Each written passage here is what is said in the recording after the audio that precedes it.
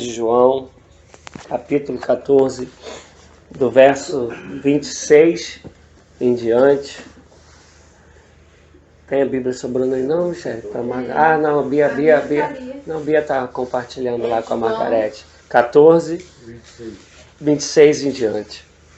Eu, quando estava pedindo a Deus, uma palavra para hoje, e aí ontem, quando eu estava dirigindo, veio-me o desejo de dar uma parte, do testemunho da minha conversão. E o testemunho da minha conversão tem muito a ver com essa passagem aqui. E eu também entendo que tem a ver com o que a gente vive nos dias atuais. Diz assim, João 14, a partir do versículo 26. Mas o Consolador, o Espírito Santo que o Pai enviará em meu nome, esse ensinará a vocês todas as coisas e fará com que se lembre de tudo que eu lhes disse. Deixo com vocês a paz. A minha paz lhes dou. Não lhes dou a paz como o mundo a dá. Que o coração de vocês não fiquem angustiado nem com medo. Vocês ouviram o que eu disse? Vou e volto para junto de vocês. Se vocês me amassem, ficariam alegres com a minha ida para o Pai, porque o Pai é maior do que eu. Amém? Amém. Eu quero ressaltar o verso de número 27, que é sobre a paz. Mas aqui está Jesus no meio dos discípulos, fazendo maravilhas e milagres, e milagres que antes nunca haviam sido feitos, como um cego abrir os olhos e passar a ver. E vocês vão lembrar de uma das passagens de Mateus, quando eles falam isso, que nunca vimos antes, nunca ouvimos dizer que alguém que era cego de nascença e voltou a ver, e chegam a dizer, realmente, ele só pode ser o Filho de Deus, porque um milagre desse nunca aconteceu. Uma das outras coisas que falavam sobre Jesus é que nunca nenhum mestre havia ensinado como Jesus ensinava, e os fariseus, os fariseus ouviam os judeus dizendo, ele ensina como quem tem autoridade. Então, os discípulos estão vivendo tudo isso, esses milagres todos, esses ensinos que nunca haviam sido feitos antes da maneira que Jesus fazia. E Jesus começa a dizer que ele vai embora. Lá em João 14, ele começa a falar que na casa do meu pai há muitas moradas, lá no comecinho de João 14. Mas quando chega nesse versículo aqui, ele vai dizer, olha, eu vou para o meu pai, mas eu não vou deixar vocês órfãos, eu vou enviar o Espírito Santo, o Espírito Consolador. E aí eu pulando um pouquinho, ele vai dizer, eu estou dizendo isso para vocês tinham que se alegrar, porque eu vou para o meu pai, mas eu vou voltar. Só que, como eu já disse, vocês não vão ficar órfãos. Eu vou enviar o Espírito Santo, o Espírito de poder, o Paracleto. Vou abrir um parênteses aqui rapidinho. Um dos nomes dados ao Espírito Santo é Paracleto. Paracleto era um tipo de advogado na época de Cristo, que era aquele advogado que ficava com você até o fim. Poderia teu pai e tua mãe te abandonarem, teus familiares, todo mundo desistirem de você, mas esse advogado, ele não desistia, ele ficava contigo até o final, ainda que seu final fosse a morte, mas ele ia contigo até o final. E aqui está Jesus falando, eu vou enviar o Paracleto, esse que vai ficar contigo até o último dia. E aí, se a gente for lembrar lá em Efésios 1:3, está dizendo que o Espírito, ele nos deu o Espírito Santo como penhor. Eu tenho falado isso lá na igreja. Penhor aquilo, que você dá para um dia você vir pegar de volta. Então ele está falando, o Espírito é o penhor. Só que quando ele vier pegar, ele vai pegar o Espírito e a sua igreja juntos, Ele vai levar tudo junto. Sempre essa promessa do Espírito que habitaria, e a gente crê que habita em todo aquele que entregou a vida a Jesus. Mas quando ele vai falar do Espírito, logo em seguida no versículo 27, ele vai falar sobre a paz. Ele fala, eu vos dou a minha paz. Não, na tradução mais antiga do Almeida, não vou lá dou como a que o mundo dá. Na minha tradução, que é NVI, ele fala, não dou a vocês como a que o mundo dá. E aí, é nisso que entra um pouquinho do meu testemunho. E a Ruth Família, né, João e Família já ouviram isso, mas é que eu quero falar sobre essa parte de paz. Eu sempre fui um garoto muito direitinho, socialmente falando. Eu nunca fiquei nem de recuperação na minha vida, eu sempre passei direto. Esses dias eu falava com meus filhos, que João Pedro, Bia, acho que não pegaram, nem Bia pegou isso, não sei quem aqui pegou, mas eu estudava numa escola pública, municipal, mas que a média para passar era 7. Hoje, quase tudo quanto é lugar é 5, quando é muito é 6. É raro você encontrar um lugar, que até no particular, que a média seja 7. Na minha época era 7, normalmente no terceiro bimestre eu já tinha passado de ano. Nunca dei dor de cabeça aos meus pais em relação à escola. E aí, falando para os mais novos, né? Eu creio que alguns aqui passaram por isso. Eu cansei de ir para a escola e minha borracha era um miolo de pão. Meu caderno era papel de pão, que vocês acho que não conhecem, né? O papel de pão da nossa época. E nunca dei problema, nunca dei dor de cabeça para os meus pais em relação ao colégio. Com 9 anos de idade eu comecei a trabalhar. Trabalhava na serralheria do meu tio, época que minha coluna era boa. Né? Hoje os maquinários são outros, mas antigamente eu lembro como se fosse agora. Meu tio serralheiro e a janela da minha avó era de madeira. E caindo aos pedaços. Né? Quem não sabe, minha avó era do candomblé, era macumbeira. Então há coisas que ela não deixava mexer, porque os, entre aspas, né, santos não deixavam. E a oficina do meu tio era nos fundos. E em frente à casa, à janela da minha avó, ficava um ferrinho no chão, que era assim um V. E aí quando você ia fazer lá, cortar as barras para fazer os desenhos, né, losango, aqueles desenhos, colocava-se a medida, tu enfiava ali a barra de 3/4, aí vinha com outro ferro aqui, que encaixava assim, tu fazia assim, cortava. Eu com 9 anos eu fazia isso, o tempo passou, eu aprendi a cortar e desempenar. Então socialmente eu sempre fui um garoto direitinho. Fui ficando adolescente, jovem, nunca briguei na minha vida.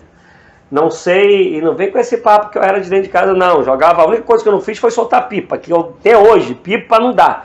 Agora, bola de gude, peão, taco, já abri, sem querer, né? Mas já abri o nariz da minha irmã com taco. Eu fui tacar o taco, ela veio pegar a bola, acertei o nariz. Eu sempre fui garoto mesmo, mas nunca briguei, sempre achei brigar a coisa mais burrinha do mundo. Pra que eu vou tomar soco, dar soco? Por que eu vou ganhar com esse negócio? Sempre achei isso uma doideira. E o tempo foi passando e com uma certa idade eu comecei, dia de sábado eu tocava tambor no centro da minha avó e no domingo minha mãe me levava para a igreja católica, para missa. Aí fiz primeira comunhão. Quando fiz 14 anos, que foi a parte de namorar, falei, quero mais nada disso. Mas sempre crendo em Deus. Orava quando acordava, né? Na época a gente falava orava, rezava quando acordava, quando ia dormir, quando eu ia comer. E eu lembro que era alguma coisa assim diferente da minha época, porque depois veio o movimento carismático na igreja católica, mas na minha época de adolescente isso não tinha. Vocês sabem o que é o movimento carismático? Todos sabem? Não.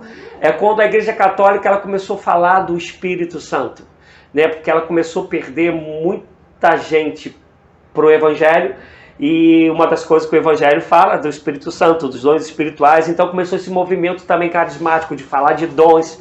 Mas antes disso, na hora de orar o Pai Nosso, não sei ainda se é assim na missa, o pessoal fala... Quando surgiu a canção nova. Isso, aí o pessoal dava as mãos e eu era o único que rezava de olhos fechados, eu adolescente, e o pessoal mais velho achava aquilo lindo. Eu não sabia porque eu fazia, eu sei que eu fazia. E até que eu entrei na adolescência, eu falei, não quero mais nada disso, e dessa fase de namorar, de ir para clube. Mas eu sempre fui meio maluquinho, porque assim, eu nunca gostei de muita gente. Então, Margarete, você que está me conhecendo agora, eu tenho dificuldade com muita gente. Assim, eu posso pregar para 2.000 pessoas, mas me chamou para festa, ele já sabe, dá 30 minutos eu já falo, tenho que ir embora. Eu começo a ficar agoniado, não dá, para mim não dá. E amo gente. Se ficar o grupo que a gente está aqui, ficar a noite toda conversando, eu vou até amanhã com vocês tranquilo. Mas falou muita gente, eu não consigo. Então eu ia para clube, arrumava minha namoradinha e ia embora. Nunca consegui ficar nesses tumultos. E Deus ficou sendo esse Deus de eu crer e de longe. Só que eu comecei a reparar, quando a gente vai tendo, né, uma noção da vida, que eu sempre tinha um buraco dentro de mim. Eu tinha um vazio tão grande dentro de mim, que esse vazio ele gritava, uma falta de paz. Ela era tão grande que eu tinha lá meus 16, 17 anos, se tu falasse assim para mim, ó, vai lá no comércio da Rita, eu ia chamar alguém para ir comigo. Porque se eu ficasse sozinho, eu pensava em suicídio, eu era uma dor, uma falta de paz que nunca preenchia. Eu ia jogar futebol, que é coisa que eu amo até hoje, enquanto que eu estava jogando bola, tranquilo. Acabou a bola, via aquele vazio, aquele buraco que gritava, que doía dentro de mim. Eu estava com a namorada, acabou aquilo, vinha aquele negócio e parecia que cada vez gritava mais. Era um buraco, um vazio que nunca nada preencheu. E eu com 21 anos, eu comecei a namorar uma cristã da igreja metodista no Jardim Damasco. E a igreja para casa dessa namorada era como está aqui talvez lá no teu comércio, gente. Se fosse isso tudo. E eu nunca ia à igreja, nunca. Até que um dia eu estava na época de levar visitante, tinha que levar o visitante. E aí para agradar a mãe da namorada, eu falei, não, eu vou. E fui assim, fui pensando, vou e não vou gostar. Pô, não teve jeito. Não gostava de nada. Tudo para mim era maluquice. Aleluia, glória a Deus. Bíblia da palavra, levantava a Bíblia. Não tinha ar-condicionado, o pessoal suado. Eu falava, que doideira é essa, meu Deus. Só que eu entrei assim, eu entrei falando, eu não vou gostar. E não gostei. Acabou o namoro, mas a minha família e a família da namorada ficaram muito amigas. Minha mãe e a mãe dela. E a mãe dela gostava, deve gostar até hoje, muito de futebol. E de vez em quando, dependendo de onde eu ia jogar, ela ia ver. E eu lembro que tinha um jogo, dia de domingo, apostado, do time que eu ia jogar. E ela foi ver. E no intervalo, estava 1-0 a gente. No intervalo eu falei para ela, ó, terça-feira eu vou lá na tua igreja. E ela não levou fé. Eu do nada, não era um futebol. No intervalo eu fui lá e falei, terça-feira eu vou na tua igreja. E era a época que o pagode estava em alta, né? Não sei quem curtiu o pagode, que era a Jovelina Pérola Negra, essa rapaziada, né? Da minha época. E eu gostava muito de pagode, muito. Dançava razoavelmente bem. E tinha um pagode famoso muito perto, não sei se o João chegou a ouvir. Não é de frequentar não, amado, de ouvir, porque eles saíam em tudo quanto é lugar, que era chamado o pagode do Chopana. Ia todo esse pessoal de nome, ia para lá, por isso que eu falo que ele era muito famoso, e eu morava muito próximo. E aí na terça-feira eu fui lá, só que eu falei assim, eu vou e quero gostar. Minha amada, eu já falei uma vez pregando aqui, tinha uma irmã, que eu não vou falar o nome dela, eu sou horrível cantando. Mas eu ganho dela de monte.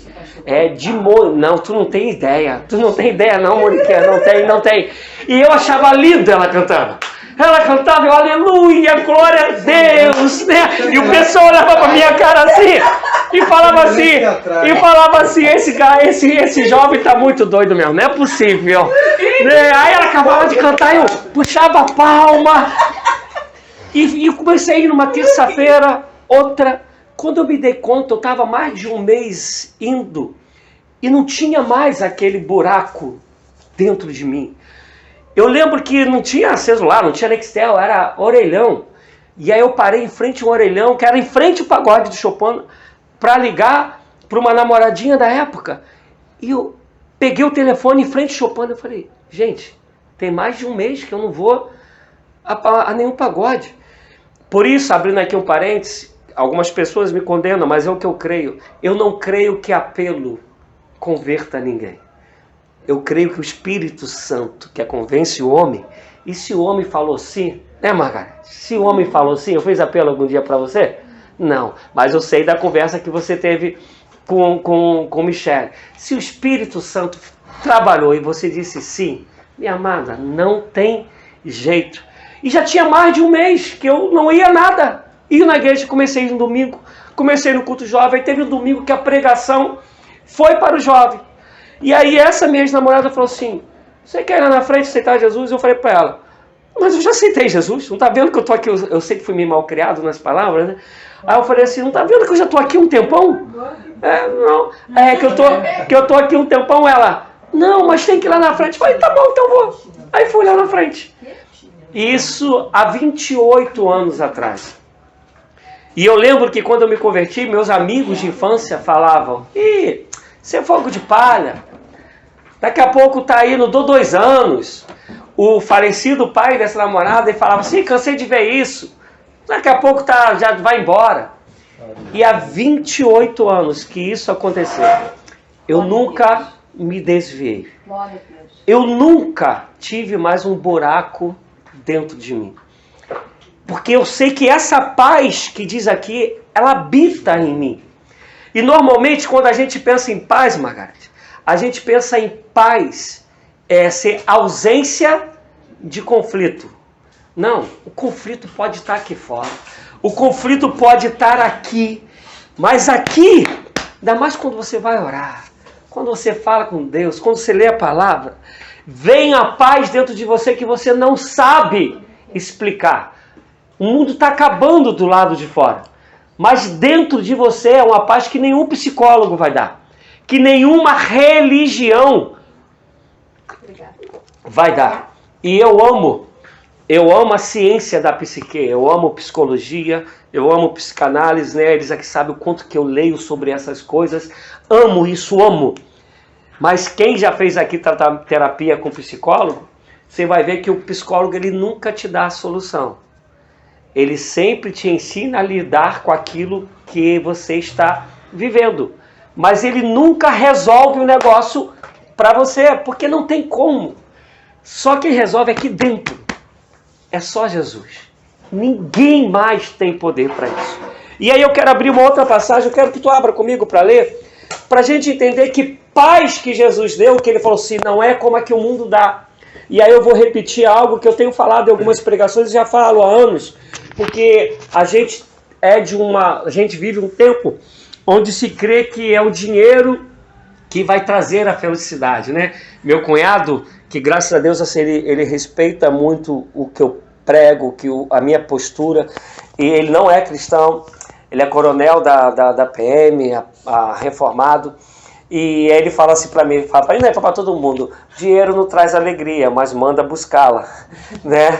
E ele sempre fala isso, e eu não creio assim, porque o maior número de tentativa de suicídio há mais de 3 décadas no mundo é do pessoal endinheirado. A Europa é o lugar onde tem maior número de suicídios, e é o lugar que todo mundo quer morar, porque a gente está falando do pessoal de uma condição social boa, de emprego, agora não, né? Pós-pandemia já não está tanto assim, mas até a pandemia assim era. A gente vai ler Atos, capítulo 16. Se minha mente não me trair, vai ser a partir do versículo 25. É o quê? Atos dos Apóstolos. A gente ia ler a partir do 25, mas vamos ler a partir do 23 para aqueles que não conhecem tanto a passagem, poderem entender. Ajuda aí, João Pedro, a Margarete, por favor, Atos 16. Ué. Ah, tá. É porque realmente está escrito Atos dos Apóstolos. Eu estou procurando só Atos. Ah, Jesus, uma escola dominical, hein? Uma leitura bíblica. Atos 16, a partir do 23. Vai dizer assim. E depois de lhe darem muito açoite, quer dizer, depois de baterem muito em Paulo e Silas, os lançaram na prisão, ordenando ao carcereiro que os guardassem com toda a segurança. Agora o versículo 24. Este, é o carcereiro, recebendo tal ordem, levou-os para o cárcere interior e prendeu os pés deles no tronco. Apanharam com açoite. Não foram só presos no cárcere, foram presos num tronco. Segundo alguns estudiosos, diz que esse tronco ele ficava aqui atrás com a tua mão aqui e esse tronco atravessado aqui e tu ficava meio de cócoras, que prendia também junto aos teus tornozelos. Deu para entender mais ou menos como eles ficavam? E num lugar geladinho. E aí vai prender os pés deles num tronco. Por volta da meia-noite, Paulo e Silas oravam e cantavam louvores a Deus. Quando fala aqui louvores, se a gente fosse traduzir de uma maneira mais crente, vamos dizer assim, canções de adoração. de exaltação a Deus. Não era cântico que tu vai me dar vitória, não era cântico que quem me viu na prova vai me ver bem e a pessoa vai ficar lá toda ferrada. Não, não é isso não. Eles adoravam a Deus, tendo sido açoitados porque pregavam o evangelho, estando presos num tronco. Está dizendo que eles cantavam louvor a Deus e os demais companheiros da prisão escutavam. De repente sobreveio o tamanho terremoto que sacudiu os alicerces da prisão. Todas as portas se abriram e as correntes de todos os presos soltaram. Se a gente for continuar lendo, o carcereiro fica apavorado porque se abre tudo e o carcereiro pensa assim, todo mundo fugiu.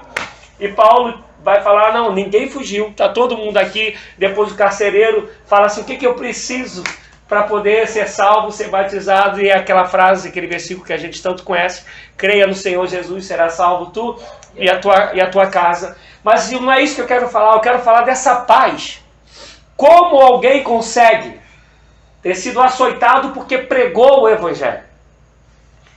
Está amarrado, preso num tronco, num lugar gelado, e começar, imagina açoite, a carne viva no monte de parte das costas, você amarrado num tronco, num lugar gelado, seminu, e começar a adorar a Deus, exaltar a Deus. Só tem duas explicações para isso. Pois eles estavam malucos, sem noção nenhuma, tinham perdido toda a sua consciência, ou eles tinham uma paz dentro deles que o mundo não dá, não conhece. E a gente precisa crer que essa paz ela é real. E eu quero terminar falando que eu estou falando há mais de 20 anos e amanhã eu vou falar um pouco sobre isso, sendo repetitivo disso. Religião não dá paz. Místicas não dá paz. Rituais não dá paz. Só tem paz quem vive uma vida real em Cristo Jesus. Eu tenho um amigo que está muito próximo de mim, que eu estou tentando levá-lo a Cristo esses dias. Ele pediu para eu levá-lo de carro em determinado lugar, porque ele não dirige. Eu falei, o meu maior desejo é que você entenda quem é de fato Jesus e se renda a Ele. Porque crê em Jesus, até os demônios creem. Religião, para a maioria das pessoas, é algo legal, é algo bom. Principalmente dependendo da índole. Se a pessoa tem uma índole boa, ela escolhe talvez o espiritismo, que é algo muito bacana. Se ela já tem uma índole não muito boa, ela vai escolher a macumba, o candomblé, que mata frango daqui, mata pato dali, essas coisas todas. Mas a gente é inclinado para crer. Agora, a paz é só com Cristo. É só tendo Jesus como uma música que se cantava antigamente, como motivo da nossa canção. Só tendo Jesus como a razão do nosso viver. Só tendo Jesus como aquele que move dentro de nós, que não tem a ver com religião, não tem a ver com denominação, não tem a ver com nada disso, é vida de intimidade com Ele, crendo nele, acima de todas as coisas, o amando. Só assim essa paz ela é real. Termino perguntando, Paulo e Silas estavam na igreja? Não. Estavam até em quatro paredes. Mas não tem nada a ver com denominação. Eles estavam fazendo algum tipo de ritual para receber a paz. Tinha algum tipo de ritual para que um mover de Deus acontecesse, como está escrito aqui, que um tremendo terremoto aconteceu e as celas abriram. Tinha algum ritual? Tinha liturgia? Tinha 7 voltas, não sei de onde, o óleo, não sei de... Não tinha nada disso. Tinha corações totalmente entregues a Cristo. E Cristo habitando completamente nesses corações. Que apesar da guerra do lado de fora, apesar do alvoroço do lado de fora, apesar das dores aqui dentro, havia uma paz e uma gratidão a Deus. De nessas circunstâncias. E aí o pessoal que canta sabe que quando você está sentado, o diafragma, ele comprime, né? Quando você está em pé, o diafragma abre. Então tu imagina tu nessa posição assim, com o tronco açoitado, e cantando louvores a Deus, que está dizendo que o pessoal das outras celas escutavam a canção deles. Só quem tem paz e reconhece de quem vem essa paz consegue fazer isso. E a história, eu poderia aqui dar um monte de testemunhos de missionários que viveram situações parecidas. Eu digo parecidas que muitos deles morreram cantando, não tiveram o livramento que Paulo e Silas tiveram, como Paulo no final da carreira não teve, né? Ele foi preso e foi degolado. Mas nesse mundo que a gente vive, não que nos outros tempos isso não fosse preciso, mas principalmente nesse mundo de tanta incerteza, de tanta dor, de tanta crueldade, de governantes, seja no Brasil ou fora dele, que só pensam em si mesmo, de tanta atrocidade. Ontem eu vi uma reportagem que arrebentou comigo, que sempre, se tem uma das coisas que mais me arrebenta é eu ver alguém jogar comida fora. Porque eu já tive dificuldade de ter um alimento na mesa. Lá em casa, uma das brigas que eu tenho. E aí falando que a metade da população, a metade, não tem uma alimentação ideal. A outra metade joga não sei quantas toneladas de comida fora por ano.